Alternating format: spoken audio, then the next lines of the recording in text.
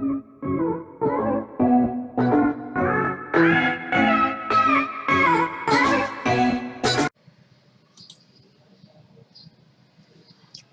students, welcome to the third part of my video. We have already seen in the first two parts how after independence Sardar Vallabhbhai Patel faced difficulties in bringing in princely states to India. We also saw three states which were not ready to merge with India. That was Kashmir, Junagadh, Hyderabad. And we saw how people were in favor of merging with India and how the rulers ran away to Pakistan, and ultimately Junagadh and Hyderabad merged with India. We also saw how Kashmir, Hari Singh, he wanted to remain independent, but he was forced because the intruders from Pakistan entered Kashmir. They took large territories of Kashmir. Ultimately, he had to take the help of Indian army to throw them out of Kashmir. But still, some part is still remaining with Pakistan. Now, my dear students, in this video, we will see Dadar Nagar Haveli, which is the interior part of Gujarat coast, northern bank of river Daman Ganga. This was under Portuguese dominance, and Portuguese governor was the administrator. He could anticipate that Indian people, they wanted to merge with India. So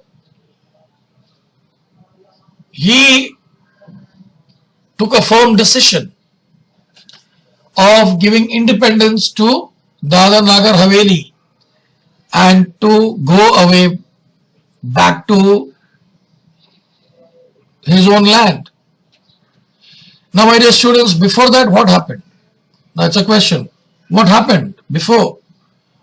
What prompted the Portuguese governor to give us freedom? If you see the organizations, namely United Front of Goan, Azad Gomantak Dal, came together, they planned a campaign to free these regions, Dadar Nagar Haveli, from the Portuguese rule. In 1954, Francis Mascarenhas, Vimal Sardesai, leaders of Azad Gomantak Dal, intensified the struggle with the furious, protestation. People captured Dadar Nagar Haveli. Then there was United Front of Goan who took hold of Dadar Rashtravadi Mukti Sena, a branch of Azad Gomantak Dal, took over Naroli and some part of Silvassa. Local police stations, administrative offices were attacked. Public unrest reached to an extent where Portuguese army was badly beaten up. And the Portuguese captain surrendered himself. The Indian government appointed K.G. Badlani to bring normalcy in the administration in these areas. According to this agreement, Indian government, the region of Dadar Nagar Haveli, ultimately merged with India on 2nd August 1954. Now there are few people whose contribution was great. Raja Bhau, Sudhir Phadke, Nana Sahib Kajrekar, Nilu Bhau, Lime. These are the people who participated in the struggle, and in 1961, Dadar Nagar Haveli was given the status of Union Territories. Now Goa. We all love to go to Goa. We all love to go to have vacation. The movement of liberating Goa from Portuguese rule began during 1928. Goa Congress Committee was formed under the leadership of Dr. T.B. Kuna. He was the president of the committee. 1929, Goa Congress Committee became the integral part of Indian National Congress. In 1939, posters with Quit Goa slogan was posted all over. Francis Mascarenhas, the president of United Goan Front, unfurled Indian flag in Goa in 1946. Under the leadership of Dr. Ram Manohar Lohia, the movement of civil disobedience was launched in Goa. Dr. Lohia was arrested and he was deported from Goa. T.P. Kuna, Dr. Ram Hegde, P.P. Shirodkar, Gopal Mayakar were arrested for participating in the struggle of Madgaon. Dr. Kuna was imprisoned for 8 years. He was sent into prison in Portugal. Later, after returning to India, he started publishing 2 newspapers, namely Azad Goa, Swatantra Goa. After the independent movement was for liberating Goa took root in Maharashtra, 1954, Goa Vimochan Sahayak Samiti was founded at Pune. N.G. Gore, Jayantrao Tilak took responsibility of directing this movement. Some groups who volunteered for the cause of Goa liberation marched to Goa under the leadership of N.G. Gore and Senapati Bapat. One of group of this volunteered unfurled national flag of India on the fort of Panji. There were a number of other eminent people who participated in Goa liberation movement. It included Pandit Madhav Shastri Joshi, Shri Bhau Lime, Peter Alvarez, Sudha Joshi. The contribution of Mohan Ranade in this struggle was very significant. Now, my dear students, we will see there were various organizations who were going against the Portuguese. One such was Azad Gomantak Dal.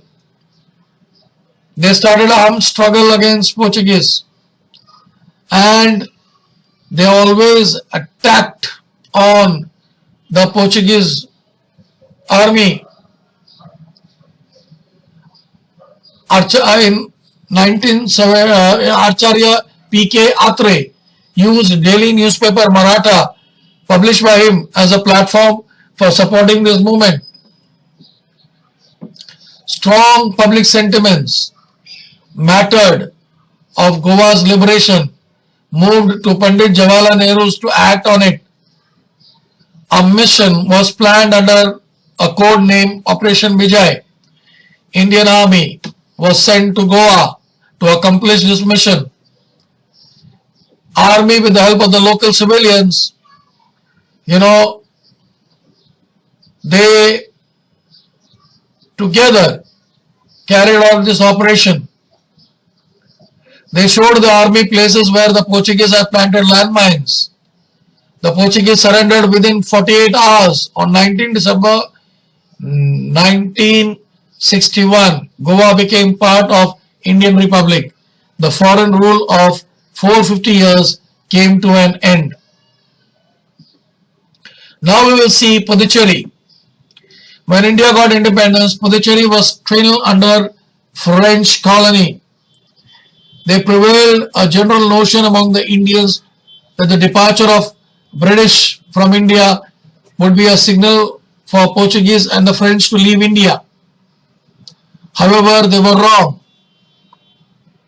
Puducherry, Karaikal, Mahe, Yalam, Chandranagar in West Bengal were ruled by the French. The French government was not willing to surrender these regions. People were against the French government. They were not ready to cooperate with the French people. So what happened? There was a public poll. There was a plebiscite taken. In 1949-50, there was a positive public poll. Chandranagar wanted to merge with Indian Republic. Later, in 13th October 1954, by the bilateral agreement between Indian government and the French government, the minutes of the merger process was drafted. The vote in the Legislative Assembly in the Municipal Corporation was in support of accession.